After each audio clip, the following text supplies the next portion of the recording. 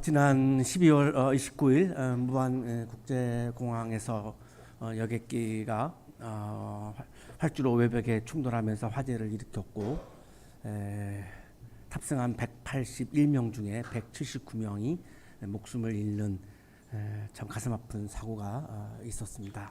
많은 국민들이 많이 슬퍼하고 있는 것 같습니다. 굉장히 합동 분향소에 많은 분들이 분향을 하고 참여하고 있고 마음 아파하고 있습니다. 분향하신 분 중에 이가영님이 이렇게 말했습니다. 즐겁기 위해 가신 여행에서 이렇게 힘든 일을 겪게 돼 마음이 너무 아픕니다. 여행 다녀오시느라 고생하셨는데 좋은 곳에서 편히 쉬세요. 그리고 나서 눈물을 그 자리에서 쏟기까지도 했습니다. 우리는 신앙인으로서 이러한 사건 앞에서 질문하지 않을 수가 없습니다. 하나님은 사랑의 하나님이신데 왜 이러한 고난과 고통을 주시는 것이죠? 라고 신앙적인 차원에서 질문을 하지 않을 수가 없습니다. 이 질문에 대한 신학적인 답변을 신정론이라고 그렇게 부르는데요. 신을 의미하는 그리스어 데오스 그리고 정의를 의미하는 디케의 합성어가 바로 신정론이라고 하는 단어인데 네 가지 해석이 있습니다. 한번 말씀을 나눈 적이 있는데 항공기 사건 앞에서 다시 한번 이 네 가지 해석을 가지고 우리가 이 사건을 한번 신앙적인 차원에서 보려고 합니다. 첫 번째 해석은 고난이 오는 이유는 죄에 대한 징벌이다라고 하는 해석입니다. 유대인들은 특히 이 사상이 아주 전통적으로 뿌리 깊게 자리 잡고 있습니다. 아구스티누스라고 하는 사람이 이제 제시한 이론인데요. 모든 고난은 악은 인간의 죄에서 나온 거다. 그러니까 몸이 아프면 죄다. 불행한 일이 일어나면 죄 때문이야. 이렇게 하는 이런 해석이죠.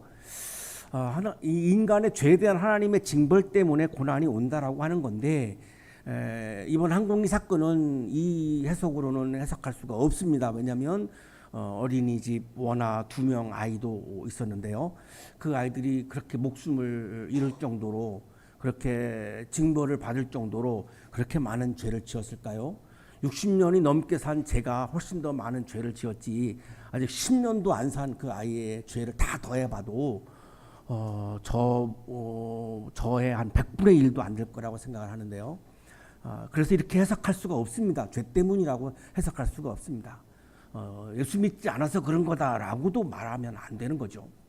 두 번째 해석은 교육과 훈련으로서의 고난입니다. 이 고난이 있어야 단련되어서 연단되어서 사람이 성장한다라고 하는 그런 해석인데 이레니우스라고 하는 교부가 제시한 그런 해석입니다. 교육과 훈련으로서의 고난으로도 볼 수 없습니다. 왜냐하면 179명의 생명이 세상을 이미 떠났기 때문이죠. 살아 있어야 훈련도 하는 거고 교육도 하는 건데 이미 세상을 떠났기 때문에 이 두 번째 해석으로도 우리는 이 사건을 해석할 수가 없습니다. 세 번째 해석은 인간의 책임으로 보는 해석입니다. 이 나치의 유대인 학살을 죄에 대한 징벌이나 교육의 과정으로 볼 수 없습니다. 도저히 상식적으로 그렇게 볼 수가 없죠. 이건 인간이 책임져야 하는 사건이죠.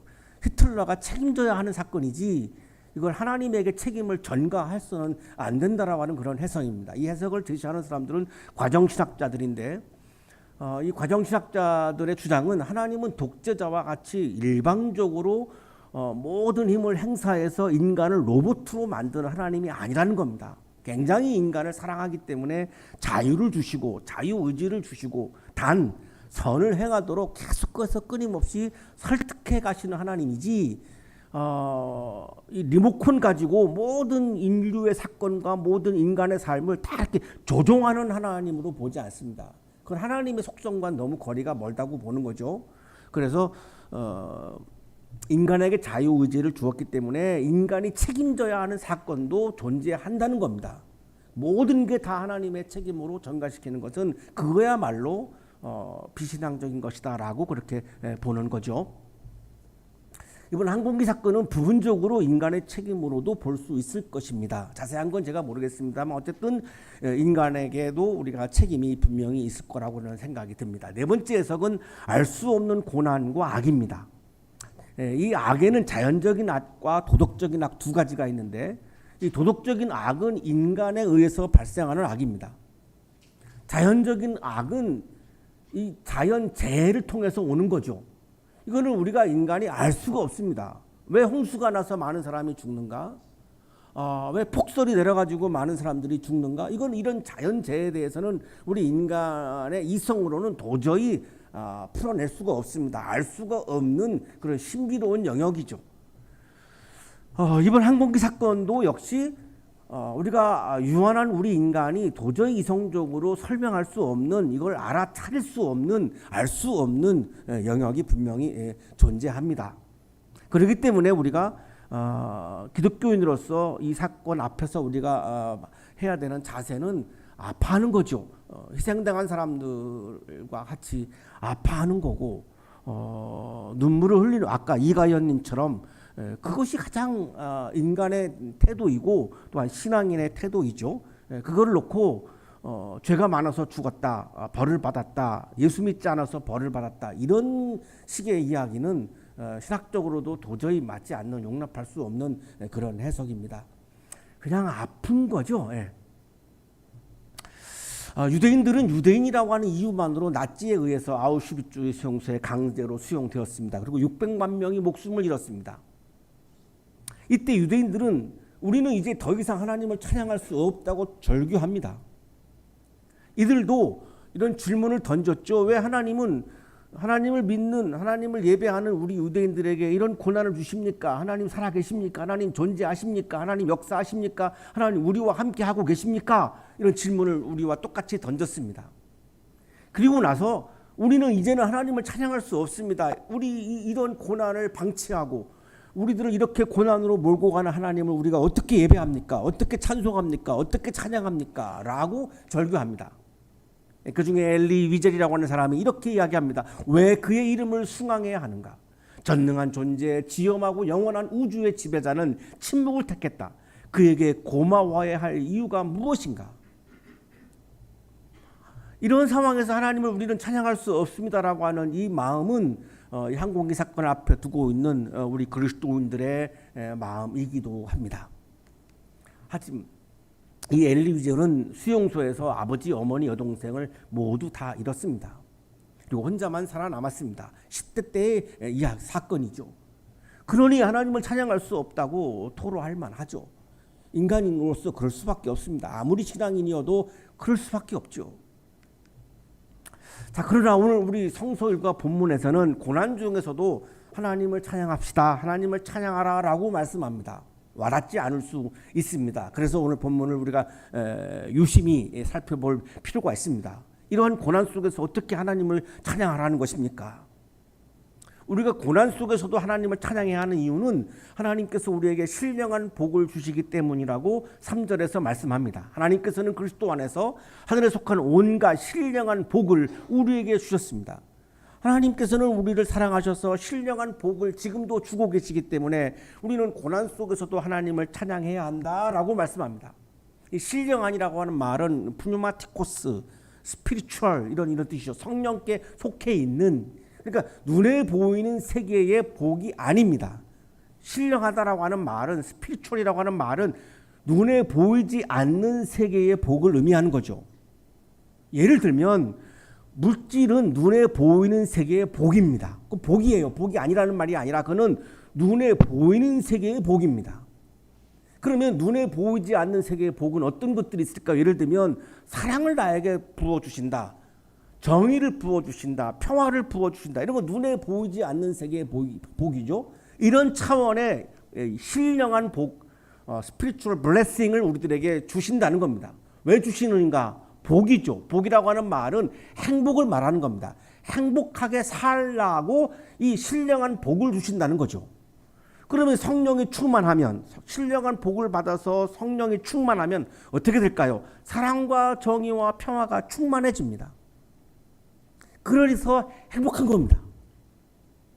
성령이 충만하면 물질이 충만한 게 아니고 성령이 충만하면 사랑과 정의와 평화와 용서와 하나님이 가지고 계시는 속성들이 나에게 충만해지는 거죠. 그래서 철학자 김영석 교수는 사랑은 행복의 다른 이름이라고 그렇게 이야기합니다. 그래서 사랑은 행복의 다른 말인 것이다. 사랑과 행복은 공존한다. 사랑의 내용에 따라서 행복의 내용, 지수, 방향, 성격도 달라지지 않겠는가. 제가 어릴 때 교회에서 목격했던 성령이 충만한 분들이라고 스스로 이야기하시는 분들을 보면 조금 어린이의 눈에 보기에는 좀 이상한 사람들이었습니다. 뭔가가 좀 이상해요. 합리적이지 않고 이성적이지 않고 뭔가가 좀 교인들을 불편하게 하고 굉장히 교만하고 하여튼 뭔가가 좀 불편하게 보이는 분들이었습니다. 성령이 충만한 사람은 이상하고 기이한 사람이 아닙니다. 성령이 충만한 사람은 사랑이 충만한 거고 정의가 충만한 거고 평화가 충만한 거죠. 내가 사랑이 충만하지 않다면 나는 아직 성령이 충만한 상태가 아니다고 보면 정확합니다. 하나님의 영이 충만한데 하나님은 사랑이신데 내가 어떻게 사랑이 충만하지 않을 수가 있죠? 어떻게 나에게 미움이 그렇게 가득 차 있을 수 있죠? 어떻게 그렇게 분노가 가득 찰 수 있죠? 어떻게 그렇게 싸움을 좋아할 수가 있죠? 그게 어떻게 하나님의 영입니까? 이거를 감추려고 이상하고 기이한 말들을 하고 뭐 이러면서 내가 성령이 충만하다라고 하는 우월감을 드러내는 사람을 저는 어릴 때 교회에서 너무나 많이 봤습니다. 아무리 생각해 보아도 성령이 충만하다라고 하는 것은 스피리추얼 블레싱을 하나님이 주셔서 나에게 충만하다라고 하는 말은 내가 사랑이 충만하고 정의가 충만하고 평화가 충만하고 용서가 충만하고 따뜻한 마음이 충만한 사람이 성령이 충만한 사람입니다. 자, 이제 4절부터 이 신령한 복을 네 가지로 이렇게 말씀을 이렇게 하십니다. 첫 번째는 하나님께서 우리를 선택해 주시는 은혜가 신령한 복이라고 말씀합니다. 하나님께서 우리를 선택해 주는 은혜라는 겁니다. 선택을 받는다라고 하는 것은 굉장히 기쁜 일이죠. 우리 청년들을 이제 이게 세상에 나가서 이제 어떤 회사에 지원을 하고 선택을 받을 때 너무너무 기쁘죠. 선택을 받는다라고 하는 것은 은혜의 사건입니다. 선택을 하는 사람에게 나를 선택해야 될 의무가 있지 않습니다. 여러분이 A라고 하는 회사에 지원을 했을 때 그 회사 오너가 여러분을 선택해야 되는 의무가 있나요? 아닙니다. 의무가 없습니다. 내가 선택받았다라고 하는 것 그 자체는 은혜의 차원입니다. 그래서 기쁜 거고 고마운 거고 감사한 거죠. 내가 잘나서가 아닙니다. 하나님이 우리를 선택하시는 이유는 내가 잘나서 선택하신 게 아닙니다. 왜 선택했는가?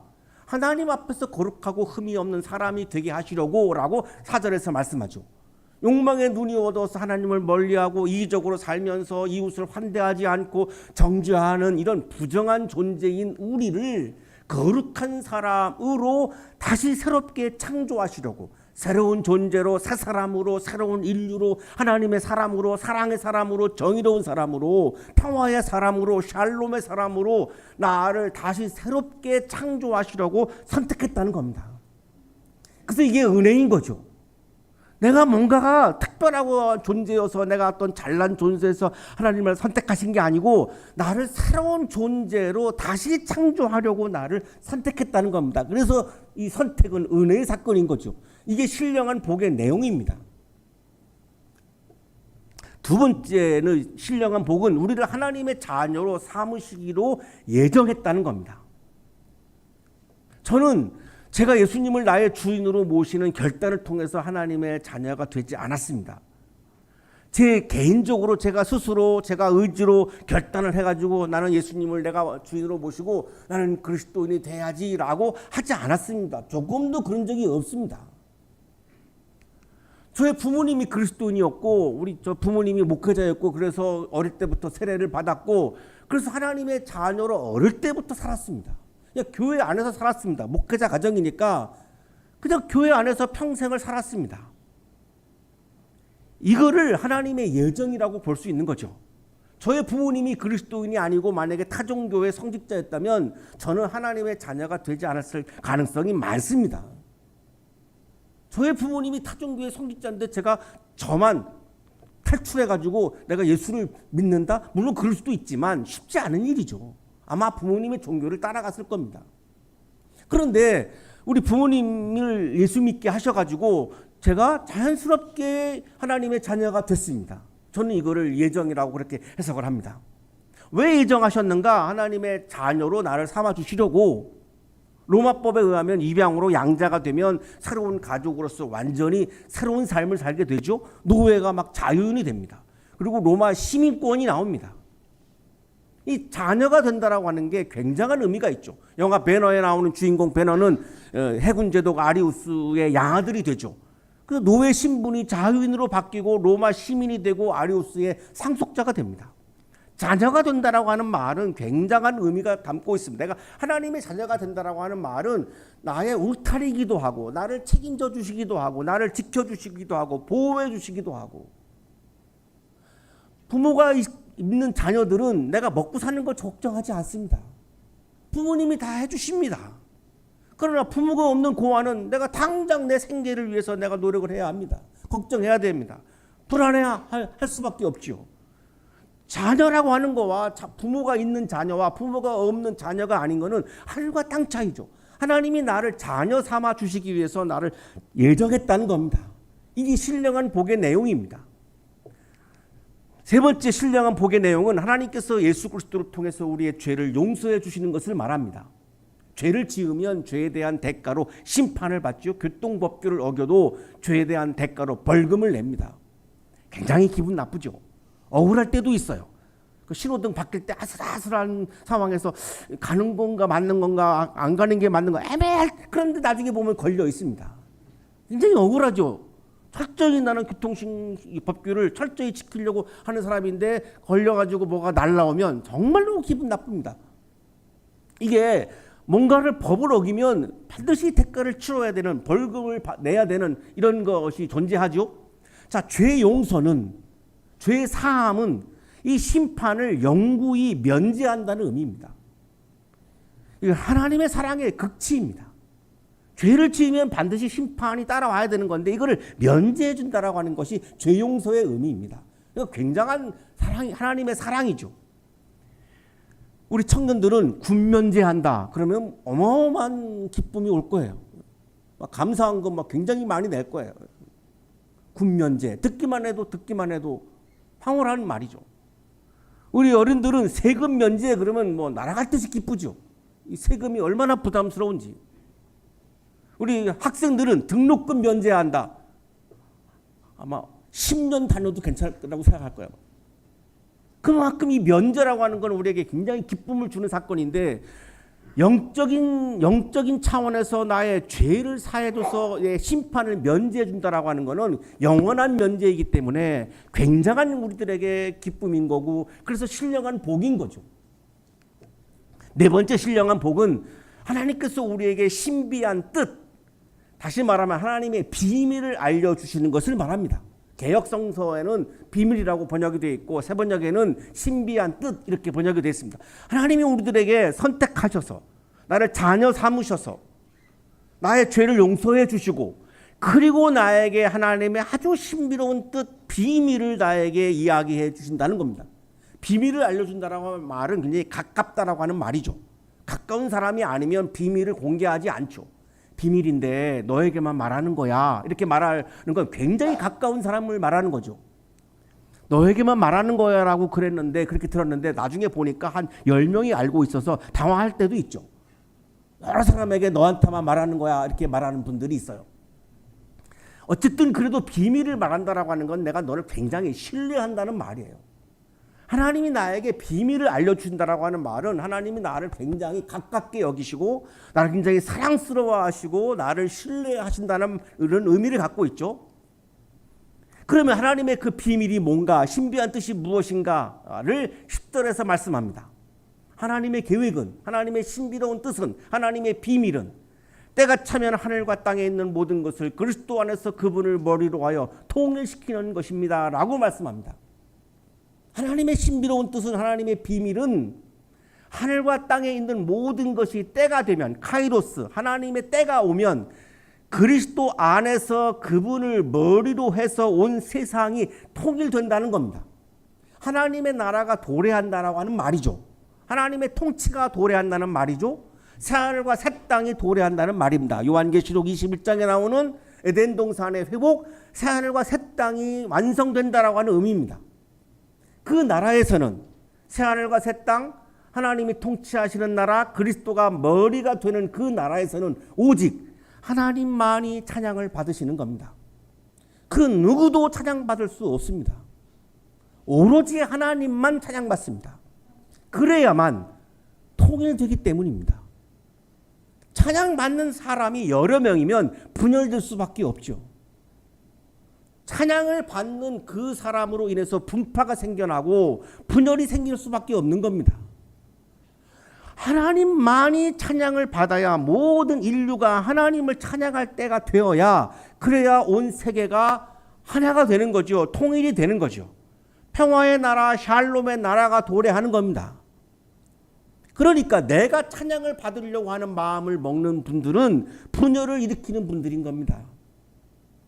하나님을 찬양하는 마음을 갖는 사람은 온 세상이 하나님을 중심으로 하나님의 통치 아래에서 하나가 됨을 지향하는 사람입니다. 신령한 복을 받은 사람은 하나님을 찬양하고, 하나님을 찬양하기 때문에, 하나님을 찬양한다라고 하는 말은 하나님의 뜻을 높인다는 말이죠. 하나님을 높인다는 말이죠. 하나님을 찬양한다라고 하는 말은 하나님의 뜻은 무엇입니까? 하나님의 나라가 이 땅에 도래하는 겁니다. 그러니까 예수님은 많은 사람들이 병을 고쳤을 때 많은 사람들이 와서 막 예수님을 막 높이고 찬양하고 그러면 얼른 외딴터로 가셨습니다. 거기 가서 기도하셨습니다. 홀로. 왜? 그 자리에 있으면 내가 찬양을 받아서 나라가 갈리기 때문입니다. 그렇게까지 하셨어요, 예수님은. 그래야만 분열과 갈등과 대립과 싸움이 끝나고 평화의 나라가 도래하고, 평화의 나라는 모든 만물이 하나님을 찬양할 때에 가능한 겁니다. 하나님을 찬양하지 아니하면 평화의 나라, 샬롬의 나라가 도래할 수 없습니다. 여전히 우리는 새해가 되어도 분열과 갈등과 대립과 싸움 속에서 살아야 합니다. 힘든 삶을 살아야 합니다. 고통스러운 삶을 살아야 합니다. 보에티우스는 6세기 초 로마의 철학자이면서 시인입니다. 이분도 6세기 때 이미 오늘 우리가 한 질문을 이분도 했습니다. 만약 정말로 신이 있다면 악은 어디서 오는 것인가? 항공기 사건 앞에서 하나님은 뭐 하십니까? 하나님은 왜 고난을 주십니까? 라고 하는 우리의 질문과 같은 질문을 6세기 때 이분은 이미 했습니다. 그리고 신의 대답을 이분 스스로 우리들에게 전해줍니다. 인간이여, 왜 너는 매일같이 불평을 하며 나를 피고로 만드는 것이냐? 내가 너에게 대체 무슨 불의를 저질렀단 말이냐? 너희들이 저질러 놓고 나서 왜 나의 책임을 자꾸 미루느냐라고 신은 말한다는 겁니다. 이 땅에서 벌어지는 악한 사건들, 고통스러운 사건들을 우리 기독교인들은 나도 모르는 사이에 하나님을 피고로 만들 때가 너무나 많습니다. 우리가 책임져야 되는 사건들을 하나님께 책임을 돌리고 전가할 때가 많이 있습니다. 보에티우스는 사람들의 그러한 속성을 보면서 이렇게 말하고 있는 거죠. 그러면서 인간의 제한된 능력으로는 신의 섭리를 헤아릴 수 없다고 강조합니다. 인간의 유한한 이 이성으로는 하나님의 섭리를 낱낱이 다 파헤치고 논리적으로 설명할 수 없다고 이야기합니다. 그러면서 마지막으로 강조하는 것이 참된 행복은 최고의 신 안에 있어야만 할 것이다. 신의 섭리 모든 것을 우리가 낱낱이 밝힐 수가 없기 때문에 그걸 하지 말라는 겁니다. 그건 별로 의미가 없다는 겁니다. 아무리 노력해도 그건 불가능하다는 겁니다. 그럼 우리가 뭐 해야 되는가? 하나님 안에서 행복하게 사는 거다. 다시 말하면 하나님 안에서 하나님을 찬양하면서 신령한 복, 하나님을 찬양하면서 하나님이 주시는 행복을 누리면서 살아가는 것이 우리 인간이 해야 할 일이다라고 보에티우스는 말합니다. 사랑하는 한양가족 여러분, 고난과 고통 앞에서 유한한 우리는 무한하신 하나님의 섭리를 알 수 없습니다. 그냥 슬프고 아픈 겁니다. 눈물이 흐르는 겁니다. 안타까운 겁니다. 분명한 것은 하나님께서는 우리에게 신령한 복을 주십니다. 이거는 분명합니다. 하나님이 왜 우리들에게 고난을 주시는지 우리가 알 수 없습니다. 그러나 우리가 알 수 있는 것은, 분명한 것은 하나님은 여전히 오늘도 우리에게 새해에도 신령한 복을 주신다라고 하는 겁니다. 그렇기 때문에 행복은 하나님 안에 존재한다는 겁니다. 그래서 우리가 해야 하는 것은 하나님의 섭리를 다 밝혀내는 것이 아니라 하나님을 우주의 주인으로 만물의 머리로 찬양하는 겁니다.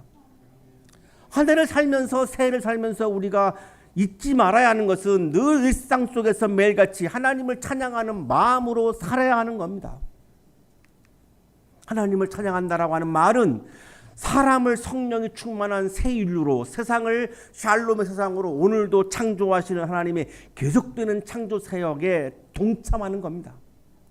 하나님을 찬양한다라고 하는 말은 단순히 노래하는 것을 말하지 않습니다.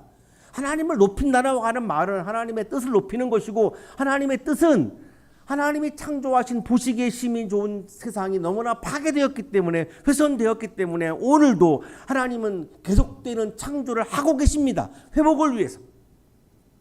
그 하나님의 계속되는 창조, 오늘의 창조, 하나님의 그 새로운 창조에 우리도 동참하는 것이 하나님을 찬양하는 거지. 하나님의 세상을 파괴하는 것이 어떻게 하나님을 찬양하는 것입니까? 하나님을 찬양한다라고 하는 말은 단순히 노래 부르는 것으로 가능하지 않습니다. 일상 속에서 내가 하루하루 삶을 살아가면서 하나님의 뜻을 내가 소중하게 여기고, 하나님의 뜻은 이 세상을 아름답게 창조하는 것이기 때문에 오늘도 이 세상을 아름답게 창조하기 위해서 내가 뭐라도 하고 노력을 하고 최선을 다하는 사람이 진심으로 하나님을 찬양하는 사람입니다. 그리스도인들이 하나님을 찬양하며 샬롬이 가득한 하늘과 새 땅을 새롭게 창조하시는 하나님이 계속되는 창조에 동참할 때에 분열과 갈등과 대립과 싸움을 극복할 수 있습니다. 샬롬의 나라, 평화의 나라, 하나님의 나라를 이루어 갈 수 있습니다. 샬롬과 평화가 가득한 새해가 되시고 여러분의 삶이 되시고 이 나라가 되기를 간절히 축복합니다.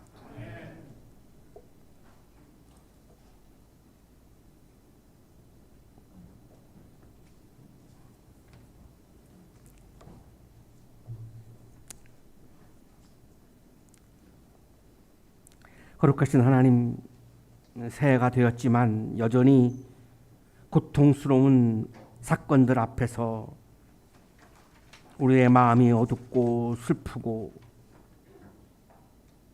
힘든 시간을 보내고 있습니다. 하나님, 우리에게 하나님을 찬양하는 마음을 부어 주옵소서. 하나님이 나에게 신령한 복을 주신다라고 하는 확신을 가지고 고난과 고통 속에서도 오늘도 기쁜 마음으로, 감사한 마음으로 주님을 찬양하며 살게 하여 주옵소서. 오늘도 주님을 찬양하며 하나님의 창조 사역에 동참하여 이 세상을 더 아름다운 세상으로 만들어가는 하루하루의 아름다운 삶을 살아가는 새해가 되게 하여 주옵소서. 예수 그리스도의 이름으로 기도하옵나이다.